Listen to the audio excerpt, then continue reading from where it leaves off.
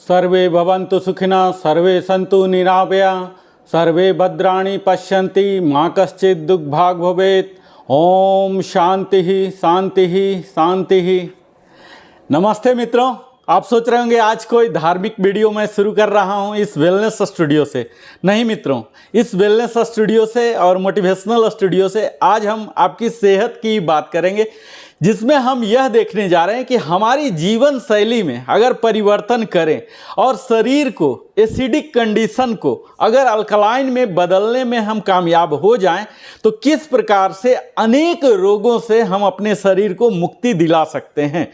तो आज इस वीडियो के अंत तक आप यही प्रण करेंगे, संकल्प कराएंगे, आप हमारे साथ संकल्प लेंगे कि अपने शरीर को अल्कलाइन बना लेना है। तो इस वीडियो के तहत हम आपसे बात करने जा रहे हैं कि पीएच वैल्यू क्या होता है, क्योंकि जैसे अल्कलाइन की बात किया तो पीएच वैल्यू आना ही है। तो हम यह विस्तार में बात करेंगे पीएच वैल्यू आखिर होता क्या है, हमारे स्वस्थ शरीर के लिए इस पीएच वैल्यू का क्या महत्व है और क्या होना चाहिए। इसके साथ ही इस पीएच वैल्यू से जुड़ी हुई कौन सी बीमारियां हैं, ताकि आप इसके महत्व को गहरी सोच समझ के साथ निर्णय कर सकें कि यह हमारे लिए कितना लाभप्रद हो सकता और हानिकारक बना हुआ। और अंत में हम बात करेंगे कैसे बढ़ाया जाए इस पीएच वैल्यू को, और हमेशा की तरह हम आपको फाइनल टिप्स भी, बोनस टिप्स भी देने जा रहे हैं। तो सबसे पहले हम वीडियो की शुरुआत करते हैं मित्रों पीएच वैल्यू के बारे में। तो पीएच वैल्यू किसी विलयन की अम्लता या क्षारकता का एक माप है, यानी कि कोई भी मटेरियल स्पेशली लिक्विड यह कितना एसिडिक है या कितना अल्कलाइन है। पीएच को एक जलीय सॉल्यूशन में हाइड्रोजन आयन की गतिविधि के दशमलव लघु गुणक के घटाव के रूप में परिभाषित किया जाता है। इसकी लघु गुणकीय प्रकृति की विशेषता के कारण पीएच एक आयाम रहित क्वांटिटी है। इसे द्रवीभूत हाइड्रोजन आयनों यानी कि H+ की गतिविधि के सह लघु गुणक जो कॉलीगिरिदम के रूप में परिभाषित किया जाता है। हाइड्रोजन आयन के गतिविधि गुणांकों को प्रयोगात्मक रूप से नहीं मापा जा सकता, इसलिए वह सैद्धांतिक गणना पर ही आधारित होती है। मित्रों, पीएच स्केल कोई सुनिश्चित स्केल नहीं है। इसका संबंध मानक विलयन के एक सेट समुच्चय के साथ होता है, जिसके पीएच का आकलन अंतरराष्ट्रीय संविदा के द्वारा किया जाता है। पीएच वैल्यू में जो पी है वह एक कांस्टेंट है, स्थिरांक है, और ऋणात्मक यानी कि निगेटिव लघु गुणक का प्रतीक है, जिसका प्रयोग अन्य कार्यों में भी किया जाता है। पीएच में जो H है वो हाइड्रोजन का प्रतीक है। पीएच संकेत का सुझाव बहुत पहले 1900 ईस्वी में ही दिया गया था। इसका संकेत माना जाता पावर ऑफ हाइड्रोजन, जिसमें सॉल्यूशन पीएच में हाइड्रोजन आयन की आर्द्रता के सह लघु गुणक का प्रयोग किया जाता है। शुद्ध जल को तटस्थ न्यूट्रल बिल्कुल माना जाता है। 25 डिग्री से यानी कि 77 डिग्री फ़ारेनहाइट पर शुद्ध जल का पीएच 7.0 के आसपास होता है, यानी कि 7 से कम पीएच वाले सॉल्यूशन को हम अम्लीय कहते हैं, एसिडिक कहते हैं, और 7 से अधिक पीएच वाले सॉल्यूशन को क्षारकीय या क्षारीय अल्कलाइन कहा जाता है। मित्रों, मेडिकल साइंस में या जीव विज्ञान में, रसायन शास्त्र में, खाद्य विज्ञान में, पर्यावरण विज्ञान में, समुद्र विज्ञान में और कई अन्य जगहों में अनुप्रयोगों में उसके पीएच का मान का बड़ा ही महत्व होता है। यह हार्ट के बीमारियों, cancer, kidney, thyroid, sugar, arthritis, psoriasis, अगर हम पीएच वैल्यू को नियंत्रण करना सीख गए तो ये सब बीमारी हमारे पास बिल्कुल ही नहीं भटकेगा। कोई भी रोग हो, चाहे वह कैंसर ही हो, अल्कलाइन वातावरण में ही पनप ही नहीं सकता।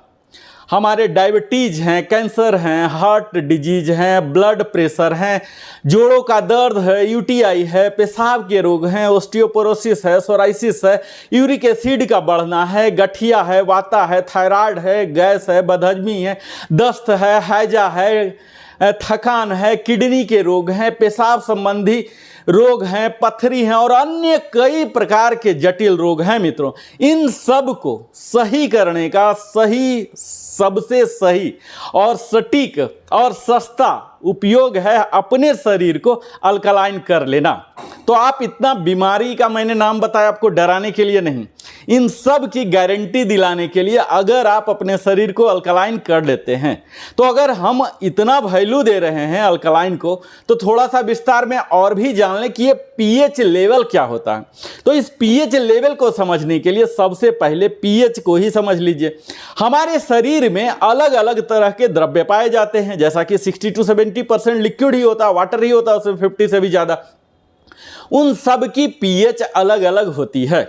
हमारे शरीर की जो सामान्य पीएच है 7.35 to 7.41 होनी चाहिए। पीएच पैमाने का जो स्केल है मित्रों 1 to 14 का होता है। 7 पीएच न्यूट्रल माना जाता है, जैसा कि हमने बताया यह वाटर का होता है, यानी ना एसिडिटी है और ना ही अल्कलाइन, वह 7 है। जब 7 से 1 की ओर आता है तो आप समझ लीजिए कि यह लिक्विड एसिडिटी की ओर है, यानी कि हमारे शरीर अम्लता की ओर बढ़ रही है। और यही 7 से 14 की ओर तब जा रही है, तब अल्कलाइन यानी कि क्षारीयता की ओर बढ़ रही है। तो अब तक तो इतना स्पष्ट हो चुका होगा। अगर हम अपने शरीर के अंदर पाए जाने वाले विभिन्न द्रव्यों को पीएच को अल्कलाइन की तरफ लेकर जाते हैं, यानी कि 7 से प्लस ले जाते हैं, तो हम अपने बहुत सारी बीमारियां जो कि हमने अभी गिनाया के मूल कारण को हटा सकते हैं और उनको हमेशा के लिए अपने शरीर से समाप्त कर सकते हैं। तो एक एक बीमारी का नाम बताता हूं मित्रों कि उन बीमारियों में कैसे पीएच का प्रभाव आता है, उसके कुप्रभाव पड़ते हैं। तो सबसे पहला सबसे विकराल बीमारी कैंसर की बात करता हूं।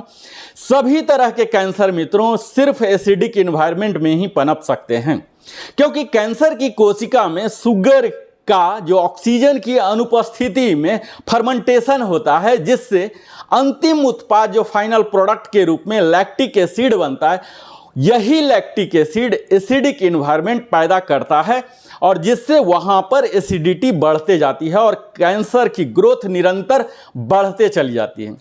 ये हम सभी जानते हैं कि कैंसर होने का मूल कारण यही है कि कोशिकाओं में ऑक्सीजन का बहुत कम मात्रा होना या तो ना के बराबर होना और वहां पर मौजूद ग्लूकोज लैक्टिक एसिड में बदलना शुरू हो जाता है। अगला बीमारी मैं लेता हूं मित्रों गाउट, गठिया। किस तरह से पीएच के कारण यह प्रभावित होता है? गाउट जिसको गठिया भी कहते हैं, इसमें रक्त में यूरिक एसिड की मात्रा बढ़ जाती है, जिससे रक्त एसिडिक होना शुरू हो जाता है।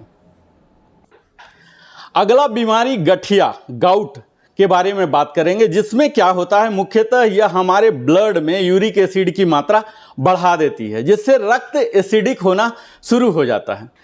जितना ब्लड अधिक एसिडिक होगा उतना ही यूरिक एसिड उसमें ज़्यादा होगा और हमारे सारे जॉइंट्स में यह यूरिक एसिड जम जाते हैं और हमारे जॉइंट्स के मूवमेंट, फ्लेक्सिबिलिटी, इलास्टिसिटी को कम कर देते हैं। अगर हम ऐसी डाइट खाएं जिससे हमारा पेशाब अल्कलाइन हो जाए, तो यह बढ़ा हुआ यूरिक एसिड अल्कलाइन जो है पेशाब में आसानी से बाहर निकल जाएगा। तीसरा बीमारी है मित्रों यूटीआई, यानी कि पेशाब का संक्रमण। यूटीआई जानते होंगे आप, यूरिनरी ट्रैक इन्फेक्शन। इसमें मुख्य रोग कारक जो है वो बैक्टीरिया है और वह है ई कोली। ये बैक्टीरिया एसिडिक वातावरण में ही ज़्यादा पनपते हैं। इसके अलावा कैंडिडा एविकेंस नामक फंगस भी एसिडिक वातावरण में ही ज़्यादा पनपता है। इसीलिए यूटीआई तभी होते हैं जब पेशाब की पीएच एसिडिक हो जाती है। अगला बीमारी बोलता हूं मित्रों किडनी से संबंधित कई बीमारियां। किडनी की समस्या मुख्यतः एसिडिक वातावरण में ही हो सकती है। अगर किडनी का पीएच हम अल्कलाइन कर दें तो किडनी से संबंधित कोई भी रोग नहीं हो सकता। मसलन क्रिएटिनिन, यूरिक एसिड, पथरी इत्यादि समस्याओं जो कि किडनी से संबंधित है वो कभी नहीं होगी। अब हम बात करेंगे मित्रों आज हमारे जो कैओस लाइफ है किस तरह से हम बिता रहे हैं। आजकल जो भी हम भोजन कर रहे हैं उसमें 90% तो एसिडिक है। आप खुद आकलन कीजिए कि कितना आप जंक फूड ले रहे हैं, किस तरह का भोजन ले रहे हैं, और फिर हम यही पूछेंगे कि क्या यह सही हो रहा है या फिर ढेर सारे इलाज भी हम करवाते हैं, मगर आराम तब भी नहीं आता है मित्रों। बहुत सारे दवा हम में से कई लोग खाते हैं, फिर भी आराम नहीं होता। तो उन सब का मुख्य कारण क्या है? उनका यही कारण है कि उनका पीएच लेवल कम हो जाना, यानी कि एसिडिक हो जाना। अब इतनी सारी भूमिकाओं के बाद अब मैं सीधा अपने मूल बिंदु पर आता हूं कि आखिर पीएच वैल्यू इतना महत्वपूर्ण है, इसके कारण बीमारियां हो जा रही हैं, तो पीएच वैल्यू को आखिर बढ़ाया कैसे जाए? तो चलिए आप हमारे साथ बने रहिए। जब भी भोजन के विकल्प और पूरक आहार के माध्यम से विटामिन और जो मिनरल्स हैं, खनिज लवण हैं, इनका सेवन में अगर हम सुधार करें मित्रों, यानी कि आपको इंटेक बढ़ाना है कार्बोहाइड्रेट, प्रोटीन, फैट के साथ साथ विटामिन्स और उन मिनरल्स में भी पौष्टिक भोजन और नाश्ते की हमें पूरे सूचीबद्ध तरीके से प्लान करके बनाना है। जो हम शुगर और कैफीन, चाय, कॉफ़ी आदि कोल्ड ड्रिंक्स वगैरह लेते हैं, इसे यथासंभव कम कर देना है या ना कर देना है। नियमित भोजन का जो हमें समय बनाना हो, नियमित होना है, और उसमें रक्त जो हमारे हैं शर्करा के स्तर को बनाए रखना है, शुगर लेवल को बनाए रखना है, एक महत्वपूर्ण कारक है मित्रों। और जितना ज़्यादा से ज़्यादा पानी पी सकें, अगर पुरुष हैं तो 3.8 लीटर, अगर महिला हैं तो 2.8 लीटर आप अवश्य लीजिए। अगर प्यास नहीं भी लग रहा तब भी आप घूट घूट कर, सिप सिप कर पानी पीते रहें। मित्रों, पीएच को बैलेंस करना इसलिए भी हमारे जीवन में ज़रूरी है क्योंकि ये कई हानिकारक सूक्ष्म बैक्टीरिया को पनपने ही नहीं देते। और तभी तो आप देखते होंगे कि अचार है, सॉस जैसे कई चीज़ें हैं जिन्हें लंबे समय तक रखने के लिए प्रिजर्वेटिव के रूप में हम इसमें एसिडिक एसिड देते हैं, सिरका डाला जाता है, जिससे इसका पीएच कम किया जा सके ताकि वह ज़्यादा समय तक चल सके। यानी कि हम खुद ये सब करके अपने शरीर को एसिडिक कर रहे हैं। इन सभी अल्कलाइन जो क्षारीय खाद्य पदार्थों का है, कुछ मैं लिस्ट बता रहा हूँ, अगर आप इनका सेवन करें, नियमित सेवन करें, तो निश्चित है आप पीएच लेवल को बढ़ा सकते हैं, यानी कि 7 से ऊपर अल्कलाइन वैल्यू में ले जा सकते हैं। तो इसमें मैं कुछ फल सब्जियों का नाम बताता हूँ, जिसमें प्रमुखतः लौकी है, खेब है, खुमानी है, एवोकाडो है, केले, जामुन, बेरी, खजूर, अंजीर, अंगूर, अमरूद, नींबू, आम, जैतून, नारंगी, संतरा, पपीता, आड़ू, नाशपाती, अनानास, अनार, खरबूजे, किशमिश, इमली इत्यादि कई तरह की ये फल सब्जियां हैं जिनका आप नियमित सेवन करें। इसके साथ ही मित्रों मैं यह भी बताऊं कि तुलसी का आप पत्ता किसी भी रूप में आप उसका काढ़ा बना के पीजिए। सेंधा नमक, टमाटर, अजवाइन, दालचीनी, बाजरा इत्यादि को भी अपने आहार प्रणाली में किसी न किसी रूप में शामिल करें। तो यह तो भोजन का था। अब मैं मुख्य बातों पर आता हूं मित्रों कि इस पीएच लेवल के लिए आज सभी घरों में मित्रों आप देख पा रहे होंगे कि किस तरह से junk food, packed food, tinned food हमारे आ चुके हैं। और यह जो आयोडीन है, सफ़ेद नमक प्रयोग हो रहा है, हम खुद भी आयोडीन के नाम पर पैकेट लेते हैं, जो एक धीमा जहर है मित्रों। यह स्लो पॉइजन है, स्वीट पॉइजन, साल्ट पॉइजन जो भी कह सकते हैं। यह प्योर एसिडिक होता है, अम्लीय होता है, और इसमें सामान्य से आयोडीन की मात्रा बहुत ही अधिक होती है और जो हमारे शरीर के लिए अत्यंत ही घातक है। इस नमक के कारण ही हृदय रोग, थायराइड, कैंसर, लकवा, नपुंसकता, मोटापा, एसिडिटी, मधुमेह, किडनी आदि कई रोग, जिसमें लीवर रोग, बाल का झड़ना, हमारी विजन कमजोर होना, कई अन्य रोग हैं जो हमारी कम आयु में भी आ जाती है और कम आयु होते हुए भी बड़े उम्र के हम लगते हैं, जो कि सभी घर के सदस्यों को, समाज में आप देख पा रहे होंगे सबको हो रहा, जिसका कि मुख्य कारण यह पैकेट नमक का ही प्रयोग है, जो कि पहले हम पैकेट वाला नमक यूज नहीं करते थे और हम इन सारी बीमारियों से सफ़र भी नहीं करते थे। मित्रों आप देख पा रहे होंगे, समाज का अगर अध्ययन रखते हैं कुछ, तो 40 साल पहले इन सारे बीमारियों का नाम भी नहीं होता था। आज जब से हम ये आयोडीन नमक के नाम से खाने लगे, देखिए कितना अंधाधुंध बीमारियां बढ़ने लगी है हमारे घर, परिवार, समाज में। यह पूरी तरह से अगर इस नमक को आप रिप्लेस करना चाहते हैं तो क्या सोल्यूशन है? हमारा वीडियो सिर्फ प्रॉब्लम ड्रिवन नहीं होता मित्रों, सॉल्यूशन ड्रिवन है। अगर हम सॉल्यूशन की बात करते हैं तो अगर इस नमक को हम एटॉल रिप्लेस करना चाहें तो क्या अल्टरनेट है हमारे पास? तो मैं आपको बताऊं, इसके विकल्प के रूप में सेंधा नमक का प्रयोग शुरू कर सकते हैं। अगर आप उचित समझें तो। यह सेंधा नमक पूरी तरह से प्राकृतिक और क्षारीय अल्कलाइन होता है और आयोडीन भी सामान्य मात्रा में इसमें पाए जाते हैं। हमारे शरीर के सारे उपचार असफल सिद्ध होते रहेंगे जब तक हम यह आयोडीन नमक लेते रहेंगे, क्योंकि हमारे भोजन को यह सफ़ेद नमक, सफ़ेद जहर जहरीला बनाते रहेगा। चाहे हम कितना भी अच्छी सब्जी खा लें, बना लें और कुछ भी दवा खा लें। तो अब हम बात करते हैं मित्रों की सावधानी क्या क्या लें। अब अगर अल्कलाइन करना चाहते हैं, अपने शरीर को रखना चाहते हैं, यानी कि संपूर्ण आरोग्य चाहते हैं, तो सावधानी बताऊं, चाय, कॉफ़ी, चीनी, पैकेट वाले सफ़ेद नमक, ये सब जहर के समान है, जो कि मैं कई बार बोल चुका। अब अगर आप किसी भी रोग से, इन रोगों जो कि मैंने लिस्ट किया, ग्रस्त हैं, तो यह सब आप तुरंत सबसे पहले इनको छोड़ना होगा। इसके साथ आपको बताए गए जो मैंने बताया, फल सब्जियों का कच्चे ही सेवन करना पड़ेगा। 21 दिन तक ही आप करके देखिए। एल्कलाइन वाटर भी मैं रेकमेंड करूंगा। अगर आप एल्कलाइन वाटर खुद ही बना पाते हैं तो एल्कलाइन वाटर बनाइए, उसमें तुलसी और कई चीज़ आप सर्च कर सकते हैं, ऑथेंटिकेटेड सोर्स से एल्कलाइन वाटर पीजिए 21 दिन तक, देखिए लाभ। अगर लाभ होता है तो आप उसको कंटिन्यू कीजिए। अब मित्रों मैं आ गया हूं लास्ट, जो कि हमारा बोनस टिप्स होता है आपके लिए। तो शरीर को अगर आप रोग मुक्त रखना चाहते हैं तो आपको आज न कल अल्कलाइन यानी कि क्षारीय भोजन और दिनचर्या में आना पड़ेगा, दिनचर्या में बदलाव लाना पड़ेगा। तो इस दिनचर्या में अगर बदली करने की बात कहूँ मित्रों, जैसा कि मैं फिटनेस कंसल्टेंट हूँ, तो मैं हमेशा अपने ब्रीदिंग पर, ब्रीदिंग पैटर्न पर स्टडी करने को कहता हूँ, ऑब्जर्व करने कहता हूँ, उसका विटनेस होने कहता हूँ।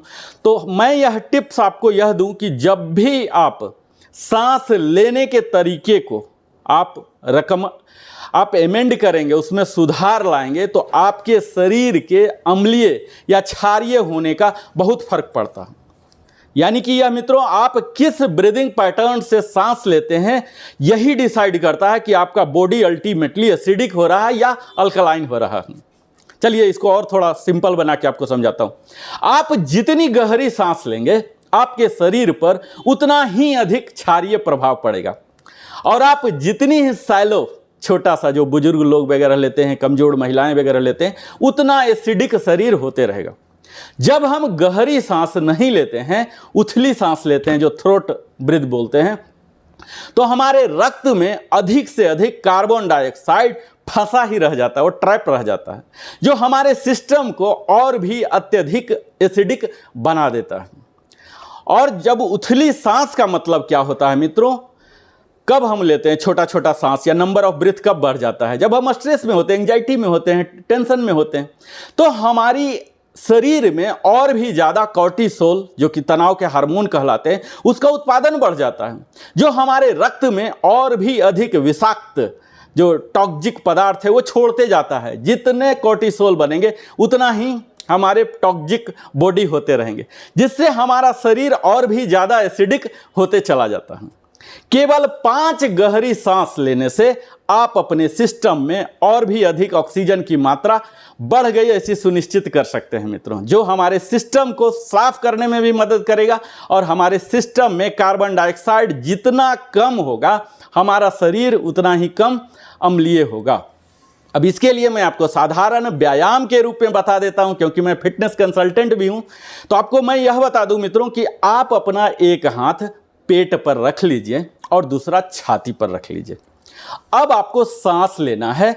जब आप सांस ले रहे हैं, इनहेल कर रहे हैं, तब आपका पेट फूलना चाहिए, और यह 4 सेकेंड तक आप सांस लीजिए। सांस रोक के रखिए कम से कम 4 सेकेंड, कम से कम 4 सेकेंड तक आप इनहेल कीजिए, 6 सेकेंड तक होल्ड कीजिए, और फिर 6 सेकेंड तक कोशिश कीजिए इसे ब्रीद आउट करने का, एक्सेल करने का। तो यह सिंपल एक्सरसाइज है मित्रों।